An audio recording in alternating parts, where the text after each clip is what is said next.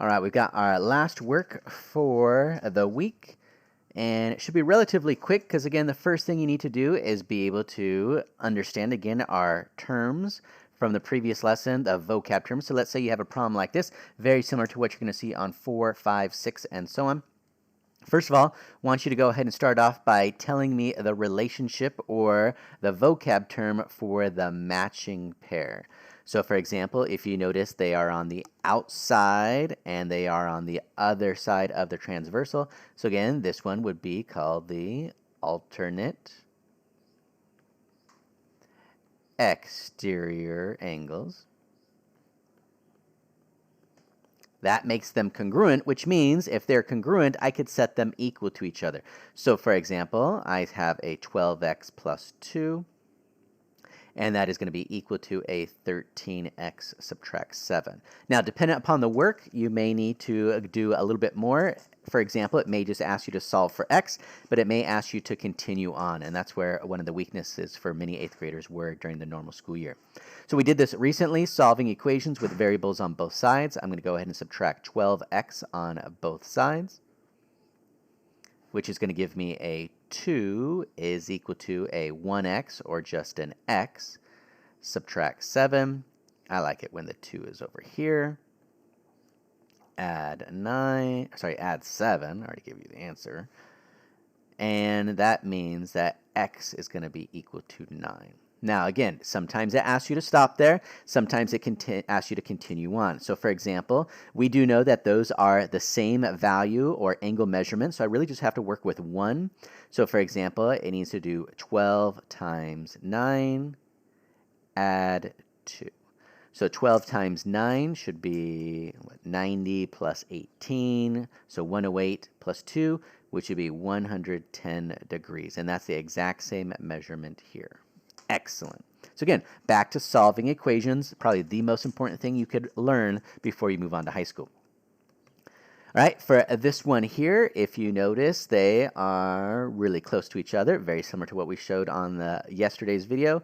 So again, those are called vertical angles. Vertical angles are congruent, so therefore I could set them equal to each other. These probably aren't the greatest solving examples because it's going to give you another simple x. But again, that's okay because it's just proving the point of moving the x here, the smaller x. And then I would normally divide, but it's a simple x, so that means I am good to go after I subtract 5. Wow, look at it again. X is equal to 9. So again, it doesn't matter which one you want to do. You could go on this one here, 7 times 9 plus 5, which is going to be a 63 plus 5, which is 68 degrees. And this one here, again, should also be 68 degrees. Beautiful, beautiful. Finding x, then finding the angle measurement. We've got alternate interior, which are congruent. So let's go ahead and write that out. Alternate interior angles. Alternate interior angles, again, are congruent. So I'm going to just go ahead and say x plus 59 is equal to 50. So that means I'm going to subtract a 59 on both sides. Oops. Now on this one, you're going to notice I only really have to solve for x because I already know that this is 50 degrees, but the value of x is -9.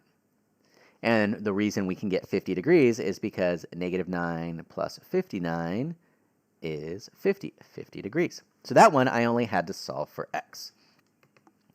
Alternate exterior again, so I could just set it up. 15x subtract 5 is equal to 100. Now again, I already know this is 100 degrees because again, they are congruent. So I just got to practice solving it. So I've got 15x is equal to 105. Divide by 15 on both sides. So x is going to be equal to, and again, if you can't do it in your head, it's perfectly fine right now since you're at home.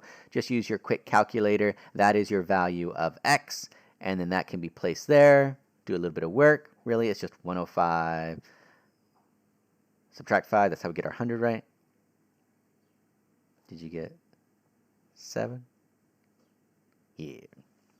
All right, so you just have a little bit of work wondering, again, what those angle measurements are using your quick terms. All right, be awesome.